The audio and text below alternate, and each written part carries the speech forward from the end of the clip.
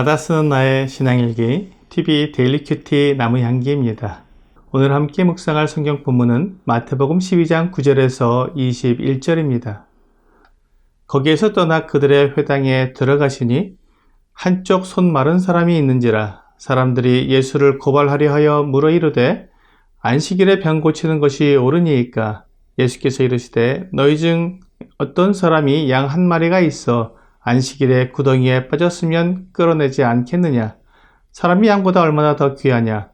그러므로 안식일에 선을 행하는 것이 옳으니라 하시고 이에 그 사람에게 이르시되 손을 내밀라 하시니 그가 내밀매 다른 손과 같이 회복되어 성하더라.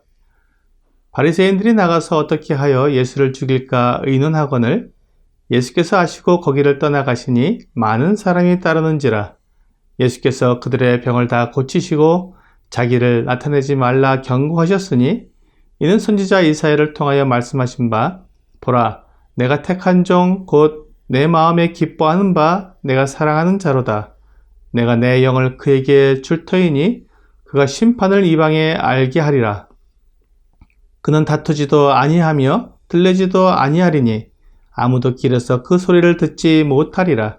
상한 갈대를 꺾지 아니하며 꺼져가는 심지를 끄지 아니하시기를 심판하여 이길 때까지 하리니 또한 이방들이 그의 이름을 바라리라 함을 이루려 하심이니라.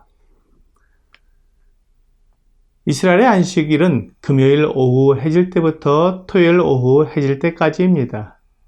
오늘날도 금요일 오후 5시쯤 해가 지면 예루살렘은 안식일에 들어갑니다.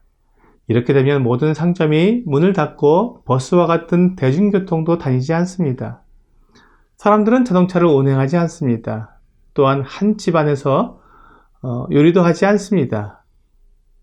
금요일 낮에 미리 안식일에 먹을 음식을 마련해 놓습니다. 그리고는 가스레인지를 켜서 작은 불로 조절해 놓습니다. 그리고 그 위에 음식을 놓아 따뜻하게 해놓고는 안식일 동안에 그 음식을 먹는 것입니다. 또한 안식일 동안 전기불을 켤 수 없기 때문에 미리 집안의 불을 다 켜놓습니다. 그리고 엘리베이터의 각 층에 있는 스위치를 누를 수 없기 때문에 안식일이 되면 엘리베이터의 모든 층이 다 눌려져 있는 상태가 됩니다. 그래서 사람이 버튼을 누르지 않고 그냥 기다리면 자동으로 문이 열리고 각 층마다 다 서게 됩니다. 현대의 이스라엘 사람들은 안식일을 지키는 것을 단순한 휴일의 개념으로 쉬는 것이 아니라 하나님께서 주신 축복으로 여기고 하나님 안에서 안식하며 자기들의 삶을 정리하는 것입니다. 이스라엘 사람들이 얼마나 안식일에 대해 철저하게 일을 하지 않으려고 하는지 이런 내용을 통해 이해할 수 있을 것입니다. 예수님 당시에 이스라엘 사람들의 안식일에 대한 철저한 의식은 놀랄 정도였습니다. 그런데 주 예수님은 안식일에 사람들의 병을 고쳐주기도 하고 제자들은 밀 이삭을 잘라먹기도 하는 등의 상상할 수 없는 행동을 했습니다. 안식일에 주님께서 회당에 들어오셨는데 그곳에 한쪽 손이 마른 사람이 있었습니다. 그래서 사람들이 주 예수님께 모여들어서 물었습니다. 안식일에 병 고치는 것이 옳습니까? 그들이 이렇게 물은 것은 정확히 알고 싶어서 물은 것이 아니라 주 예수님이 정말로 옳지 않은 일을 하는지 보려고 물은 것입니다. 주님께서는 그들의 의도를 아셨지만 그들의 질문에 대답해 주셨습니다. 너희 중에 어떤 사람이 양 한 마리가 있어 안식일에 구덩이에 빠졌으면 끌어내지 않겠느냐? 사람이 양보다 얼마나 더 귀하냐? 그러므로 안식일에 선을 행하는 것이 옳으니라. 사실 이스라엘 백성들이 일을 하지 않는다고 해도 양이 구덩이에 빠지게 되면 양을 건져냅니다. 그것은 매우 힘든 노동임에도 그것을 안식일을 범하는 일이라고 여기지 않습니다. 구덩이에 빠진 양을 그대로 두면 죽게 되니까 건져내는 것입니다. 주 예수님은 양을 곤경에서 건져내는 것이 옳다고 하면서 어떻게 사람을 구하는 것은 옳지 않다고 할 수 있느냐고 말씀하신 것입니다. 양보다 사람이 더 귀하기 때문에 당연히 사람을 구하는 것이 옳다는 것입니다. 그렇게 말씀하시고는 그 손 마른 사람에게 손을 내밀라고 말씀하셨습니다. 그러자 그 사람이 손을 내밀었는데 다른 손과 같이 회복되었습니다. 한쪽 손이 마비가 되어 사용할 수 없었던 이 사람은 얼마나 괴롭고 힘들었겠습니까?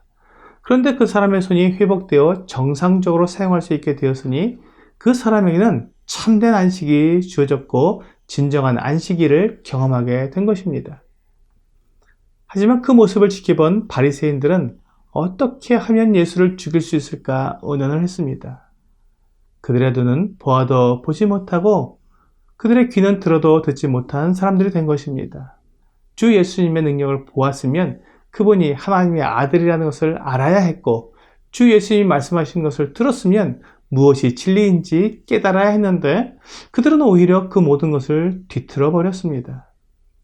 그들은 성경에서 말씀하시는 메시아의 모든 증거가 주 예수님을 가리키고 있음에도 인정하지 않고 자신들이 진리의 기준이 되어버린 것입니다.